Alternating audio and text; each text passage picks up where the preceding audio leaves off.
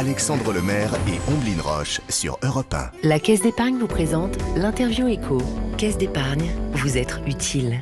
Les Britanniques pleurent leur reine. La longue période de deuil qui s'est ouverte outre-Manche a placé au second plan la crise économique qui touche le pays. Le Royaume-Uni est l'un des pays les plus gravement touchés par l'inflation et la crise de l'énergie. Ce sera le sujet du début de règne du roi Charles III.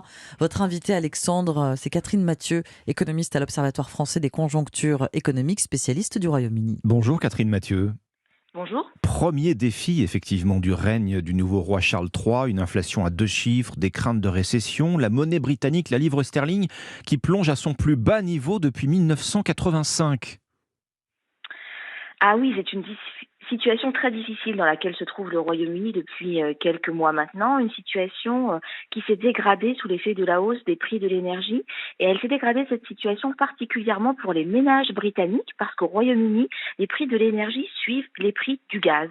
On n'a pas mis en place de bouclier tarifaire, et c'est pour cela qu'aujourd'hui, on a une inflation de l'ordre de 10% au Royaume-Uni, plus que ce que nous connaissons en France.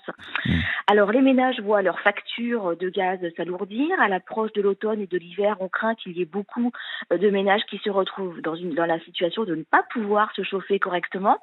Et ce qu'a fait le gouvernement, le nouveau gouvernement arrivé la semaine dernière au pouvoir au Royaume-Uni, de Liz Truss, c'est de mettre en place en urgence, de proposer en urgence de plafonner la hausse des prix de l'énergie pour les ménages sur une période de 2 ans, pour limiter la facture des ménages à un montant de 2500 livres, c'est-à-dire à peu près 2800 € par an pour un ménage moyen, sachant que si rien n'avait été fait, la facture serait passée à 3500 livres début octobre et aurait peut-être atteint 6000 livres en début d'année prochaine. Catherine Mathieu, cette longue période de deuil après la mort d'Elisabeth II, elle ne va rien arranger à la situation économique. 10 jours jusqu'aux funérailles lundi prochain, qui devient d'ailleurs un jour férié pour les Britanniques. Dans l'intervalle, des entreprises qui décident de fermer carrément en signe d'hommage, ça va coûter cher aux Britanniques toute cette période.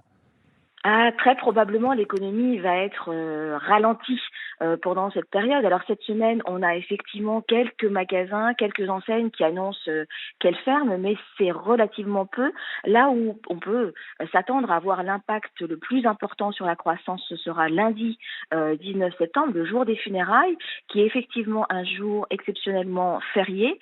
Et on peut s'attendre, quand on regarde les expériences précédentes de jours fériés exceptionnels, notamment les jubilés de la reine, qui avaient lieu tous les 10 ans, à ce qu'il y ait un impact sur le PIB britannique sur ce trimestre de l'ordre de 0,8%, une baisse de 0,8% qui serait due à l'arrêt de l'activité lundi 19 septembre. Ce serait un impact assez important. Donc le PIB, le produit intérieur brut, la création de richesse, va se contracter chez nos voisins britanniques. C'est ce que vous dites ?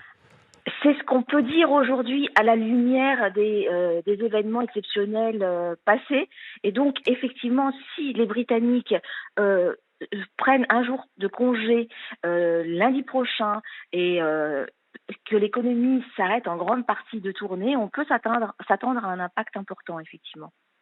Cette crise économique, Catherine Mathieu, c'est aussi une crise sociale. Il y a des mouvements de grève qui ont été suspendus pendant la période de deuil, mais après, ça va être un début de règne certainement chaotique pour Charles III. Oui, tout est suspendu aujourd'hui sur le plan politique au Royaume-Uni, sur le plan des actions sociales, mais il y avait effectivement des grèves qui étaient prévues, notamment dans le secteur des transports, qui auraient dû avoir lieu, ces grèves cette semaine, dans la poste britannique. Des négociations difficiles étaient en cours aussi dans le service de santé. Toutes ces actions sociales devraient reprendre après la période de deuil. Donc cela veut dire qu'en octobre, novembre, on peut s'attendre à des mouvements très durs si les négociations ne s'améliorent pas entre les employeurs et les salariés, en particulier dans le secteur des transports, où on avait déjà vu en août dernier des transports quasiment à l'arrêt au Royaume-Uni. Alors on parle aussi beaucoup du devenir de la monnaie, parce que celle qui circule actuellement, bien sûr, est à l'effigie de la reine. Il faut tout changer, il va falloir presser de nouveaux billets. Ça va durer des années, Catherine Mathieu, cette opération.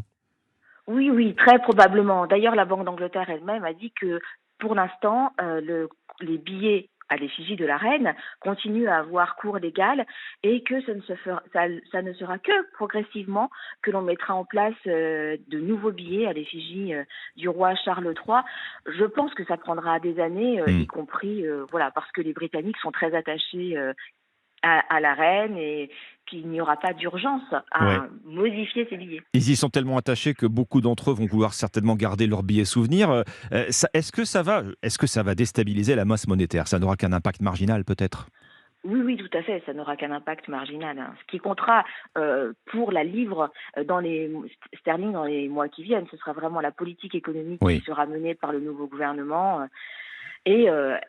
Est-ce que le Royaume-Uni parviendra à éviter d'entrer dans la récession? Ça, c'est la grande crainte qu'on a aujourd'hui, que l'économie britannique entre en récession dans les mois qui viennent. Est-ce que Liz Truss mènera une politique économique qui permettra d'éviter cette récession? Ce sont des grandes questions.